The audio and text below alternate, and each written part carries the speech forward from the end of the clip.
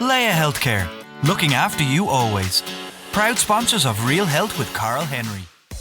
Hello and welcome to Real Health with me, Karl Henry, in association with Leia Healthcare. Folks, for this week's show, we're focusing on healthy eating and healthy living with one of Ireland's foremost experts. She's a 3-time Irish Olympian and a former world indoor champion. And after retiring from athletics, she's been a best-selling author, TV presenter, coach, and has developed her own digital platform on health, nutrition, and self-care at Derval.ie. Derval O'Rourke, welcome back to Real Health. How are you? Hello, I'm great. It's lovely to be here. Even though it would be nice to be in person, it's kind of nice to feel like I'm in your house. And ditto, before we came on, I was thinking how fantastic your office looks. It looks really kind of calm and mellow and quite chilled. It looks great. Yeah, How's life?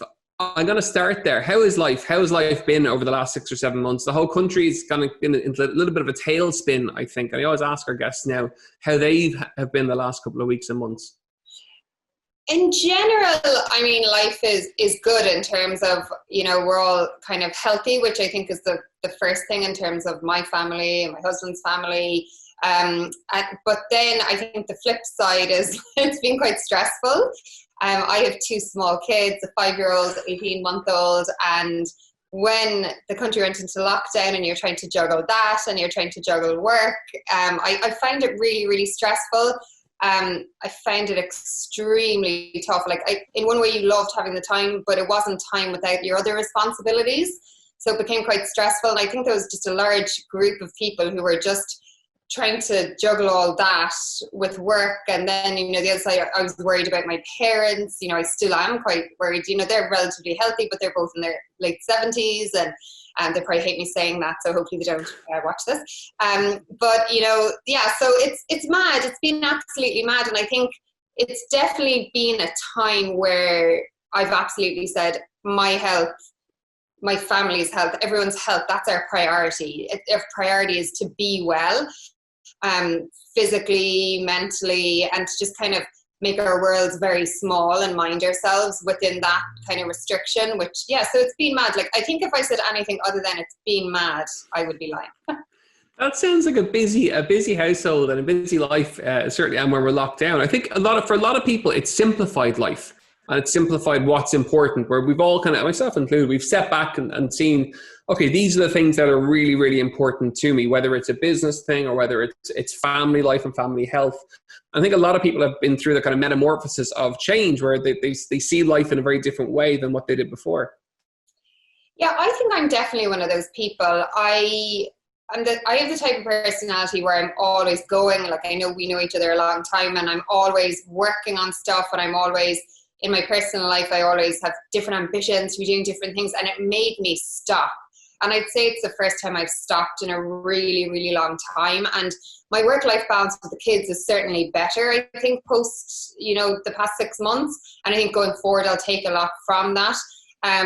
So that's been quite good, and that's been quite interesting. And I think I've definitely, and you've kind of alluded to it, gone to what actually makes me happy? What do I actually care about day to day, week to week, month to month? What are the things that make me want to get out of bed? And we kind of all kind of got off that craziness that is life for a little while. And I don't think that's a bad thing. And very much so, people are back in the kitchen. They're back, they're cooking more than ever before and pulling cookbooks out more than ever before and making stuff, which is really, really interesting. It's back to basics. It's back into the kitchen, back prepping food and making food. And that's a big change. Yeah, it's fascinating. I feel like I became people's personal go-to ingredient dinner designer. People would DM me on Instagram, "Hi Derval, I have these ingredients." And then I'd have my friends WhatsApping me voice notes going, I have 2 chicken fillets, I have some broccoli. And I was there telling all these people what to do with their ingredients. And then obviously on my side on Derval.ie, we went from because we would see the numbers all the time, from a certain amount to literally 5 times the amount of people looking at dinner recipes. Dinners and snacks, I feel was what lockdown was all about on our site, was all dinners and snacks. And now actually we've started doing a live cooking demo on a Wednesday evening. I've seen that. Yeah, I've seen it on Instagram. Yeah. Because people got so into cooking, and then there's this amazing lady, Trish, she's a fabulous chef. And I was like, Trish, she's full of energy, and just is amazing. And I was like, will you cook for all of us every Wednesday from your home into our homes? And so that's kind of re-inspired me as well, because I think when you work in the space of wanting everyone to be healthy and well, you have to kind of remember yourself in it all. So yeah, I've been enjoying that. So she's on every Wednesday night. So that's been really interesting, and that's been quite fun. But I think, yeah, we're all back in the kitchen. People who never cooked before are starting to cook. I know you're a big fan of that. So I think from that point of view, it's been really great. And is cooking something that you've always loved to do? Has it always been an interest, or was, when you were competing, I'm presuming it was fuel for the body and it was seen as fuel? And then, where did your love for cooking come from? I couldn't cook at all when I went to college. When I first started college, I was the typical student where I just wanted to eat whatever was cheap, and I couldn't cook at all. And then I went to the Olympic Games and I got really sick. And afterwards I realized the importance of eating to feel well. But actually, I love food so much. Food is like such an experience for me, and that I love tasty food. So I was like, okay, if I have to eat to be healthy, I have to enjoy it. So then I started experimenting with recipes. Probably, it's so funny because the industry is so busy now in terms of health, but I was probably recipe testing in 2005, 15 years ago, I'd say. I started my first notebook with okay, what am I going to do with these ingredients? And then I went to cookery school in the middle of my career. I went straight from the London Olympics to cookery school because I just wanted a completely different headspace. And so I didn't love it in my early 20s, and now I love to cook. But I know now, because I have 2 kids, cooking can be a little bit of right, okay, it's a necessity to survive.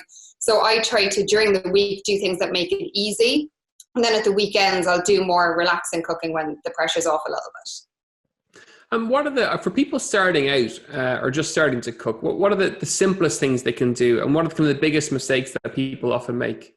I think, okay, if you want to start eating healthy, I think take all the crappy stuff out of your house, because if it's there, you're going to eat it. Genuinely, I found myself hiding in a cupboard in my kitchen last night, eating a packet of crisps that someone had dropped over. I didn't even want the crisps, but I was hiding in a cupboard eating them. That's ridiculous.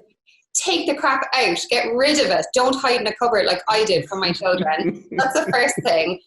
So fill your house with ingredients that you're going to use. So think about your freezer, stock your freezer well. I think people forget about their freezers. Whatever limited space you have, just put in lots of veggies in there. Veggies, some meat in there, some wholemeal pittas in there, maybe that's quite handy. And then I think stock your cupboards with what you need. And then go, what are the fresh things I'm going to buy once a week? And start to plan, on a Sunday evening or whatever day works for you, go, what are the dinners I want to eat this week? And if I'm going to eat spaghetti bolognese on a Monday evening, make enough that you can have it for Tuesday lunch, or that you can put a portion of it into your freezer. I think that's really important. Doubling up cooking once, but eating 2 or 3 times from that one effort, I think is a really good thing to do. Don't be afraid of cooking, but don't try to be amazing. If you're just starting, go, right, I'm going to nail down 3 or 4 dinners, a couple of snacks, and just slowly build up your repertoire of things you can do. But I think definitely ingredients and planning, it's not very exciting. It's a bit boring, but that's the key. If the ingredients are there, you'll be able to use them. If they're not there, you'll just eat crap probably. And it's one of the key things for overall health tips, whether it's food or movement or mental health. That planning component is a cornerstone of being healthy. Absolutely. I think you have to give yourself a few minutes regularly to just go, okay, let's calm things down here a bit now. What do I want to do? On a Sunday evening, I always plan what I'm going to do fitness-wise for the rest of the week. So I know what my diary is like work-wise. I know what's going on with the kids. And I'm like, okay, I'm going to do this. We do a live session on my site on a Monday night and a Thursday night, so I'll always do those. So I know I've got those going on. And then I go, what else do I want to slot in around? So I do that on a Sunday night. Literally, I have a hard diary. I'm one of these people that, even though I'm mad into tech and I have lots of people, thankfully, on my site, I still write everything into my diary. So I do that on a Sunday. I've one here looking at you. I just love it. So I'll do that. I'll be like, okay, write that into my diary. And then also I start to get my head around work planning, because I'm seeing the different things that are going on for the week ahead. So I'll do that. Then I'll generally put something in that gives me energy in a joyful way. Nothing to do with fitness, nothing to do with cooking, just what is a bit of crack for the next 7 days. And I'll write it in. So it could be okay, I'm going to FaceTime someone, because now so much, it gets so hard to meet people, you know, so I'm going to FaceTime, you know, one of my best pals lives in America, or I'll put something in for the sheer crack, because that's good for my mental health space. And then in terms of food, I'll plan out a few dinners. I'll go into the kitchen. I'll be like, right, what ingredients do we have? Anything that's gone off as well, get out of your fridge, check your freezer. If it's more than a few months old, you're probably never going to eat it. If you don't know what it is because you froze it without a label, it needs to leave your house. So I do that kind of thing on a Sunday evening.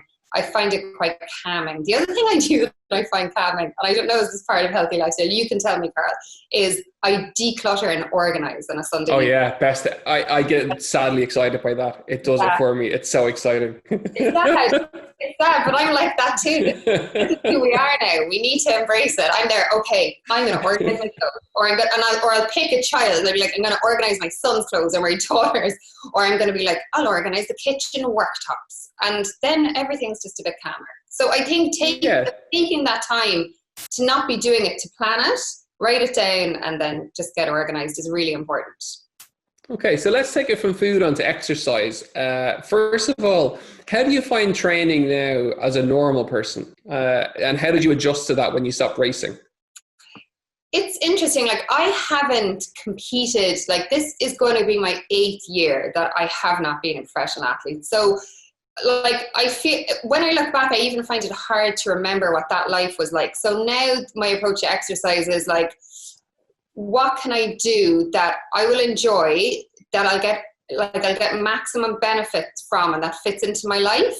That's how I approach exercise. So I would love to do some of the stuff I would have done as a professional athlete, but I don't have the luxury of going to a track for 2.5 hours or being in a gym for an hour and a half. Like, that's not my life now. I'm very time kind of sensitive because I'm just always juggling the kids. So I just go like, I do, and honestly, I'm not just saying it because it's my stuff, but I do our online stuff because I know it'll be 30 minutes. So, like, I know on Monday at 7:30, I can generally get the kids into bed by 7:20, and then I know by 8:10, I'll have done 30 minutes that are effective for me. And then on Thursday, it's 8:30. So I know that, and I know it's kind of somewhere between 30 and 40 minutes. And I think in the space of an entire day, 30 to 40 minutes isn't a huge amount. So I think that kind of adjustment from professional athlete, I'm training my body to try and compete at the Olympics, to busy juggling mom, trying to hold it all together. It's been 8 years in the making. So now I just move to mind myself. I think it's very important as well that I think no matter what age, what level, that you find a way to move. I just think it's so essential. Yeah, so it's finding exercise that works for you, finding a time space that works for you, whether it's 10 minutes, half an hour, an hour. It's got to fit into your lifestyle. And it's also prioritizing. So the online stuff for you and the fact that it's live means you have to be there and you can't not turn up. So it's priority for which makes it kind of cemented into your week almost. Do you find that brings pressure when you're delivering live sessions like that? And if, someone pops up with a comment, I don't know if they have or not, I don't know, but your squat is wrong or your deadlift is whatever. How do you handle that if somebody does? Well, so the thing I do, and like I've always done it, is like I know what I do well, right? And what I do well is generally like bringing together brilliant people. So like in our live workouts, we have coaches that deliver them. So like I have the girl that trains me, delivers the live workout. So I'm doing it in my bedroom, but she's delivering it to our whole community. And I'm just like everyone else, where I'm just like talking podology in the comments and having a laugh. So and I put bits up on Instagram and stuff, but like I'll always make sure, and it's always been a really important thing to me that like, we have a Pilates girl that works with us. She's amazing. I would never take a Pilates class. That's not what I do. Even like because I've gone to cookery school and stuff, I could probably do some live cooking and stuff. And I do a little bit of that on my Instagram, but I know Trish brings something totally different. So she does that. So I suppose in terms of like criticism and people kind of making comments, we really don't get it because I think the content is such high level. But like in life, you'll always get criticism. I'll get random things about something. Someone might message me on Instagram and tell me my hair is terrible. I should change it. So like, how do you deal with that then? If that happens, I always ask people who have big followings what they do in that situation. Like, I think. Do you respond? I think I would have up to a year ago. I would have responded, but now I just don't bother because I think it's mad. So I'm like, mad? That's a bit mad. Well, I would probably just delete the comment. And like, so I suppose in my previous career, like I was very public facing, and it was public facing, you know, kind of you have a country waiting to see how quick you can jump 10 hurdles.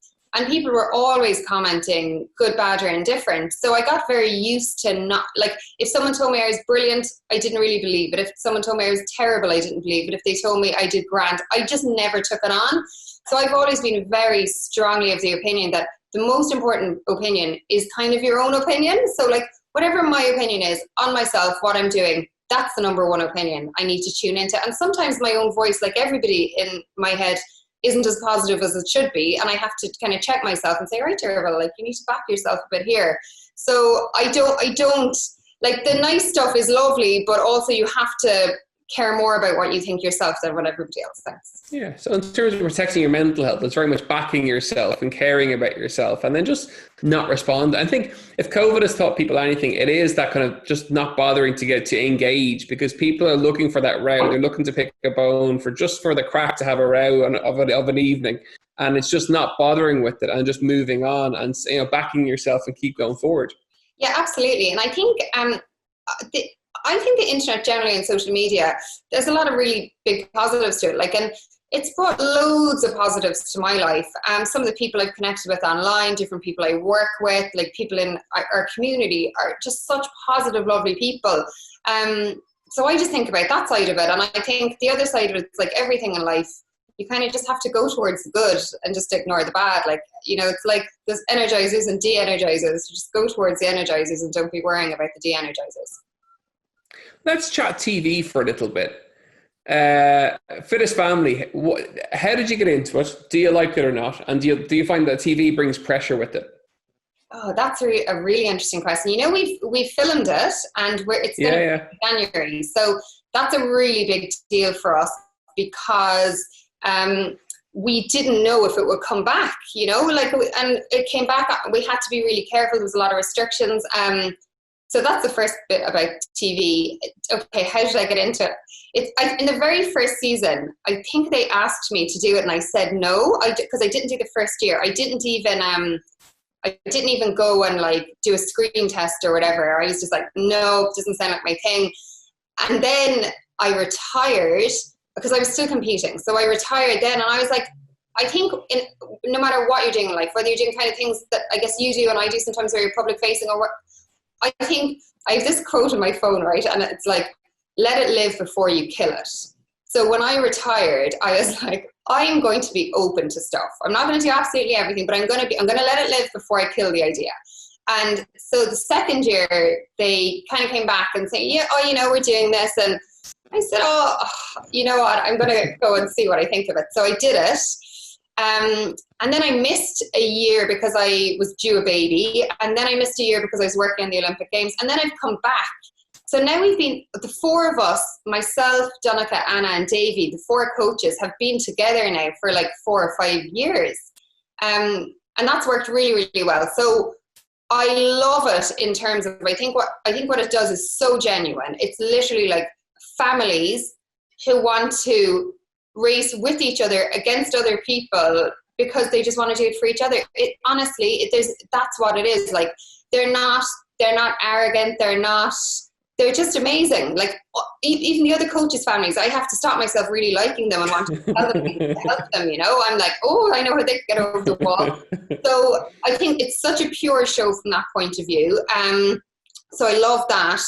And we do have a serious laugh. Like we have savage crack. And particularly this year has been so tough on everybody. And we actually got to spend a bit of time together, and that was lovely. We had great crack and we really enjoyed it. But I suppose the flip side of if you're on television is then, like, if it's on a Sunday night, I tend not to go like grocery shopping or whatever on a Monday because people... Do you watch it back? Never. Really? I don't watch anything that I'm on. I will never watch this, no offense, not because I don't think it's going to be good, but I can't stand watching myself. years and years ago, someone told me I had to watch myself if I was going to do any media work, and I did, and I annoyed myself. So now I'm just like, I'm going to ignore that advice. I'm going to do it, be my entire authentic personality, and hope that that's fine. And so it's never on in my house. My daughter never sees it. Like, no way. No, she never sees it. So like when I was filming it recently, she was saying, Mummy's doing that thing that means she's not here. She doesn't, it's not on her radar. It probably will be more this year because she's in school. So I think it'll be a bit more on her radar this year. But no, I don't. Do you watch yourself? I do, yeah. Yeah. Sometimes it's like that, and sometimes it's behind the couch. And then I do, because I'd be critical of what I do, and I'd be very aware of trying to be good at it and trying to be better at it every time with every series that I've done. We're heading into the show for series 14. And all bar one year, I told myself I wouldn't watch it, but every other year I have done, and I'm almost critiquing everything about it. Now I'm a bit more mature. I actually watch it back and just enjoy it for the show that it is. But it's odd. Like, it's very strange watching it. And the same as when I first went for my first screen test, I remember going into someone to say, you've got to watch yourself back and critique yourself. And it was horrific. I'm still scarred. It's horrible. It's like, oh no, it's not nice. I think I sound different. I think I look different. And I think with Fit as Family in particular, you're in these crazy situations. Like, you're in a bog with 4 people who so desperately want to win. For them, it's honestly, all of us as coaches, it's never for ourselves. As much as we talk it up and we're competitive with each other, you always want them to be happy, the families. And I'm like, I have no idea what I say to them. Like, Donica will tell me things after. Do you know what you just said to me in the bog? I don't remember. It was in the middle. I'd rather never say it again. I'm glad other people get joy from it, but I can't do it. What does the future hold? Over the next, I know that's a big question, and it's a big scary question because none of us really know, but from a business and maybe a personal perspective, how does the future look? That's a really interesting question, because I think from a business work perspective, I started Derval.ie as this massive passion project where I'd gone from these 2 cookbooks where I wanted to bring content to life. I wanted to bring experts to one place. I wanted to deliver value. And it was this big idea. So getting that idea from that to it being an actual place where people could go and pay, it's now €9 a month. That's been massive, massive, massive for me. So I'm really proud of how far it's come. But now I'm like, okay, how do we make it even better? So I'm always looking at, say, at the moment we're in the middle of a challenge. So I'm looking at all the numbers, was this challenge good enough? How many of the sessions were used by people? And I'm asking people, the other night I was on the phone for an hour and a half to one of the members from Derval.ie, asking her what her experience is and how could it be better? So I think that's where the future of the business is. It's online. We've been online for a long time. Obviously, we're nearly 2 years online. And it's just how do we keep evolving to deliver for people? And I'm loving that. I love that. And I love that kind of idea of getting better and building the community. So I guess work-wise, that makes me really passionate. If I didn't do any other work, if I didn't do Fit as Family, if I didn't do any of the other things that I do from time to time, I'd be happy out working on just the online platform forever. I would. I love it. I absolutely adore it. And then life-wise, I'm very conscious of, it seems really dark, but particularly in COVID, I always say to myself, if something happened in the morning, something serious, would I be happy with my life? Would I be happy with how I'm spending my time? Would I be happy with the quality of that time I spend? And I ask myself that now regularly. And I think going forward in the future, it's time is the only thing you can't buy. You don't have as much as you ever want. And I think I'm very, very protective. I'm getting more and more protective of my time and spending that with people I want to spend it with. I think maybe a lot changed for me when I became a parent, and they're not going to be small forever. They won't, they're at a stage where someone called my kids leg warmers the other day, where all they want to do is be around it. That's all they want to do. But they won't always want to do that. And I want to know that it was always quality and I can always be there for what they need. But then at the same time, have a mum that they can look up to and go, okay, she's building this big community of people so that everyone feels good and it's really positive. So yeah, I hope, did that answer the question? That was a really good answer. That was a fantastic answer, because it shows how driven you are. It shows the focus in terms of work, but also to balance that out with protecting your time, protecting your family time, and that both can be done in, cohesion, which is fantastic, which is great. If people want to follow you, tell me, give us your Instagram handle. I always forget it, which is awful. It's Derval O'Rourke. Derval O'Rourke. So if you just look up Derval O'Rourke, you'll find me. And then on the site, it's Derval.ie. Very simple. And then we have a really big Facebook private group. So if you ever search for me on Facebook, you'll find me all over there as well. Fantastic. Derval, it's been fantastic to catch up. It really has. We haven't seen each other for yonks. So thank you so much for coming on the show. I really appreciate it. Folks, that's it for another episode of Real Health with me, Karl Henry, in association with Leia Healthcare. As ever, you know where we are, realhealth.independent.ie. Don't forget to rate and review. And we're back next week with more Real Health. Have a great day, and we'll see you soon. Leia Healthcare, looking after you always. Proud sponsors of Real Health with Karl Henry.